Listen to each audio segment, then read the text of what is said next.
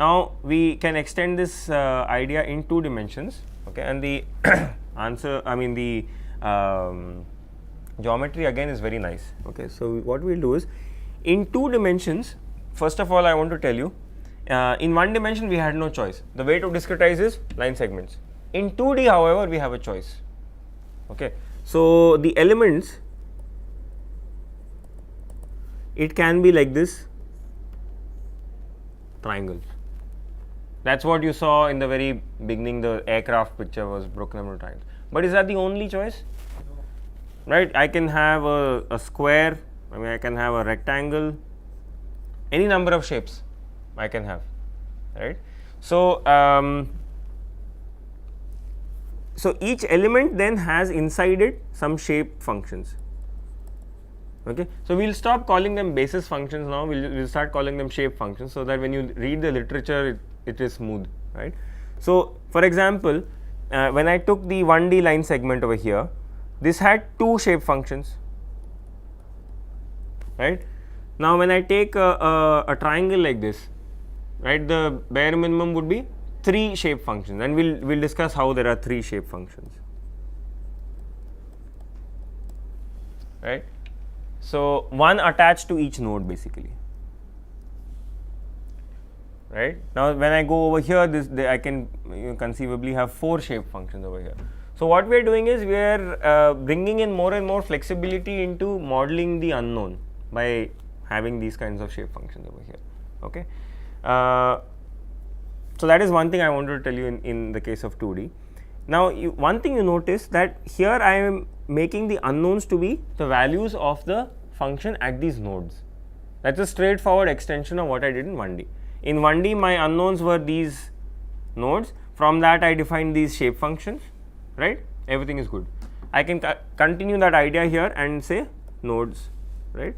Nodes are the node values are unknowns. And we will see in the next slide how to construct these shape functions. But you get the intuitive idea. Nodes are the unknowns. Can there be some other kind of unknown? Well, center point, okay, but that is also a node. So, okay, let me sort of pose this question in another way. Maxwell's equations are essentially vector equations, right? And so, my unknowns are actually vectors, but I am trying to express them in terms of scalar nodes. So, what happens to the direction then? So, if I had something like Ez, I can say okay, in this is in the xy plane. So, Ez can take Ez is a function of xy. So, there is a value of Ez is itself a scalar. But what if I wanted to represent a true vector field? Because for example, in this case H is in plane. In the TM polarization, H is a vector in plane. Supposing I wanted to represent the H vector in plane, will the nodes be useful for me? Node is not going to help me. How do I get direction out of it? It gives me a value, but it does not give me direction, right. So, these are what we have looked at so far, these are node based elements.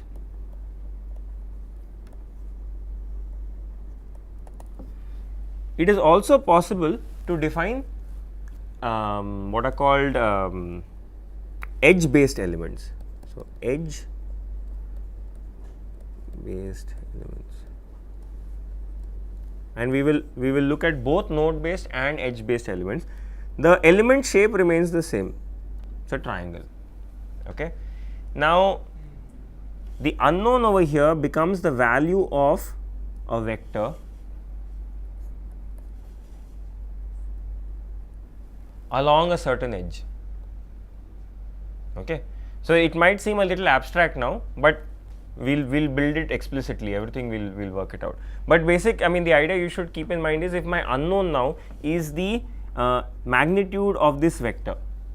So, if it is the magnitude of this vector, I am at least able to impose a direction along some edge, okay. And similarly for these 3 edges, and at some point over here, if I want to find out the field, it is going to be a linear combination of something based on these 3 vectors. So, I am able to associate at each point in space a direction. Okay. So, again this is a new concept. So we'll study it in detail. But you should know that there are node based elements and edge based elements. Node based elements typically have limited accuracy compared to edge based elements. Edge based elements require you to be very careful about vectors and directions. Okay. Okay, so very good question. So he is asking what happens supposing I have two elements like this. Okay, it's the same as in the case of 1D. I had two elements. The value of this node over here didn't matter, because supposing the shape function took its value over here, then it can go down to here and go up to whatever value over here, because this node value was constant. Similarly, in this, the edge is common to both elements. So the edge direction is consistent between both the elements. So it's not that there is one direction on the left element and another direction on the right element. It's a shared edge. Earlier you had a shared node, now you have a shared edge. So along that shared edge, the direction of the field is unique. There is no flipping happening across. Okay, so will be because the unknown is common between both edges. So it's built into the system of equations that you will get only one direction for each edge. So this guy will have its own other edges pointed any which way. Combined, in a combined way, when I look at all the elements of the system, every edge will have a unique direction. So that's what is giving a lot of power in expressing the field as a vector over any funny looking object. Okay. You mean that, for example, if I call this edge A and edge B and edge C, so you're saying that between A and B there's a big jump in direction? That the equations will take care of, because when I impose this weighted residual condition, it will make it consistent such that there is no, finally we are trying to obey Maxwell's equations. Maxwell's equations will not allow a sudden flip between the field at two adjacent points unless there was some material or something like that. So that is built into how we formulate the system of equations. We need not worry about it. So at least as far as electromagnetics goes, these are the kinds of basis functions we use. But electromagnetics are not the electromagnetic community is not the first community to do finite element. In fact, the first community were fluid mechanics people, mechanical engineers, aerospace engineers. They also use edge based elements. Their edge based elements are slightly different. I'll show you what their fluid mechanics. This is just sort of general knowledge.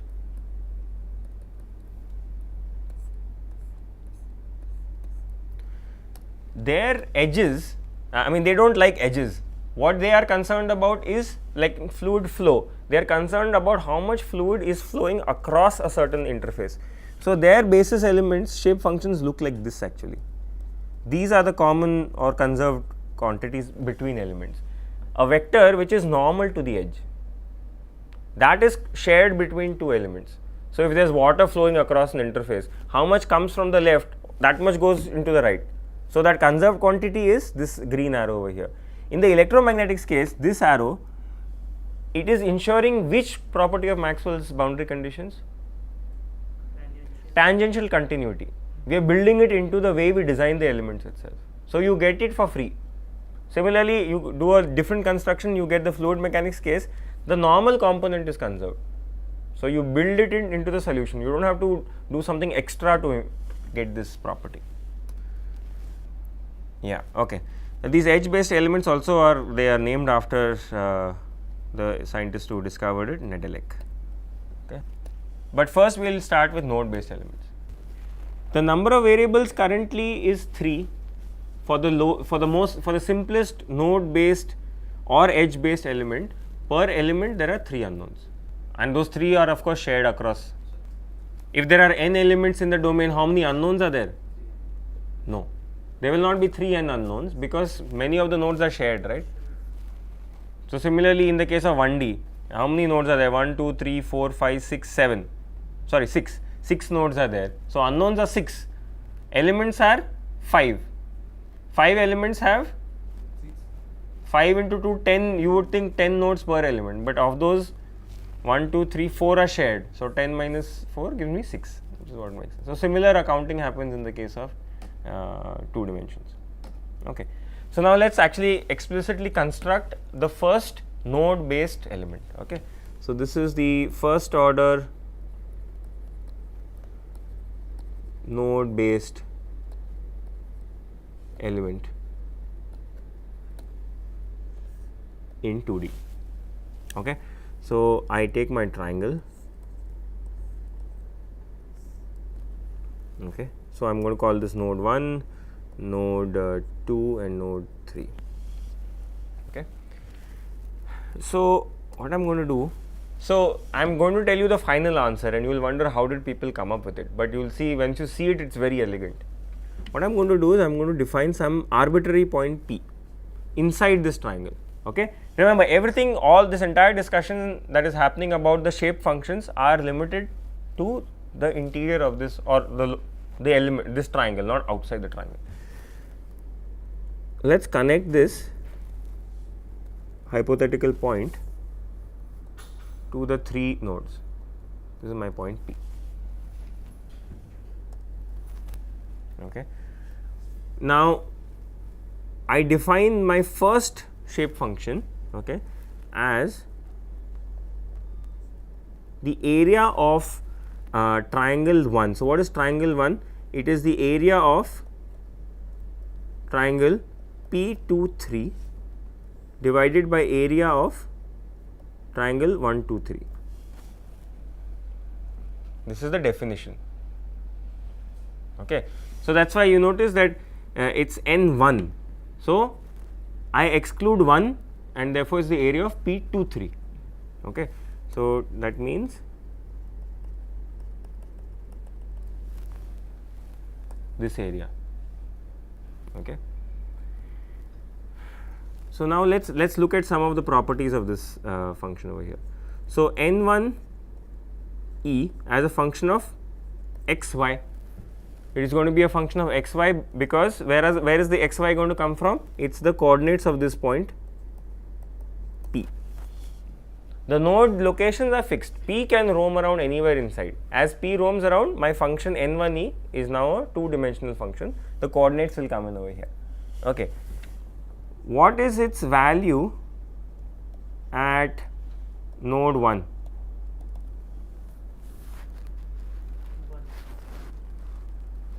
At node 2 and 3, 0, right? The triangle falls flat. So this is like that Lagrange polynomial of the first order case. It had its value 1 at its own location and 0 at the other node. Similarly, this function has its value 1 at a certain node, 0 everywhere else. Okay, not just node 2 and 3, along 2 to 3, still 0, right? So it's like a tent, right? The tent has some height over here. If I think about it, it looks something like this, right? It has its value 1 over here, this much is 1, and it goes to 0 at these 2 points, and it stays 0 along this whole edge until it reaches 2. Okay. Now, what kind of a functional form do you think this N1E takes? Is it constant, linear, quadratic? What is it? It should be linear in x and y. Okay, so we can use whatever you studied in high school, Hero's formula, whatever it is, right? So x2 3 minus x 3 y2. I'll just write down the explicit area of triangle formula.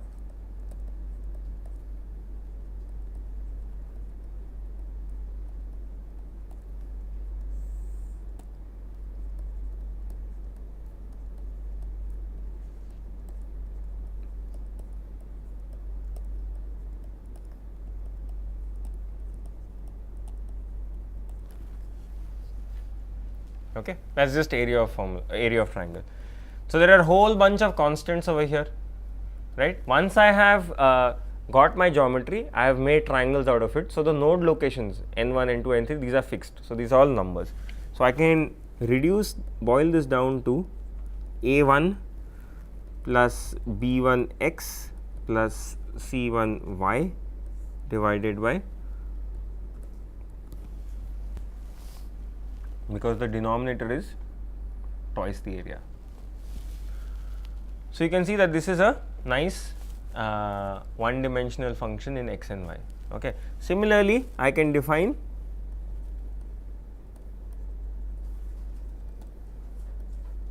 what should I define my N2E as? Triangle 2 by triangle, which is area of P13 by area 123. Okay, and N3E is going to be similarly area of P23, sorry, not P23, P21.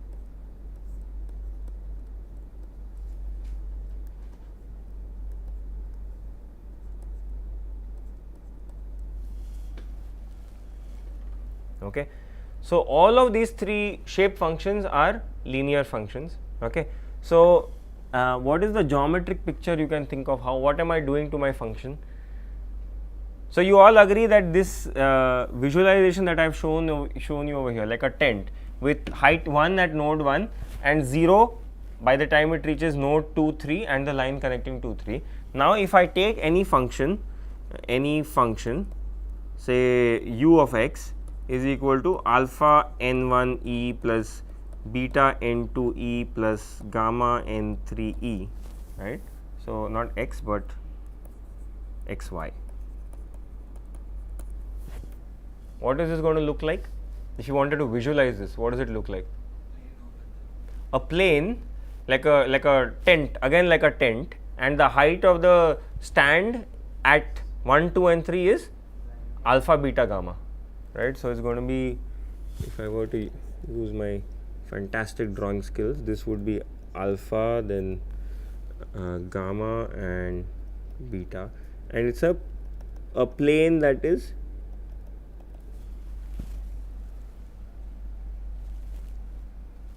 suspended by these heights over here.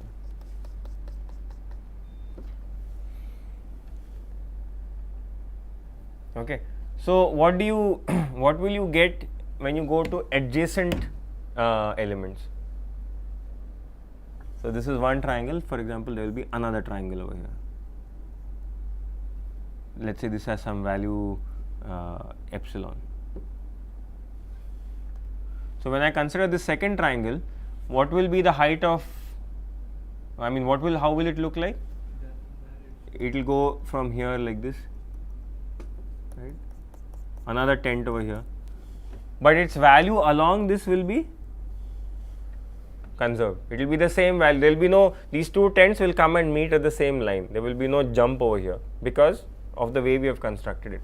Whatever is happening at alpha has no influence on this, because the shape function corresponding to this becomes 0 by the time you come over here. Similarly, whatever is happening over here has no influence on this.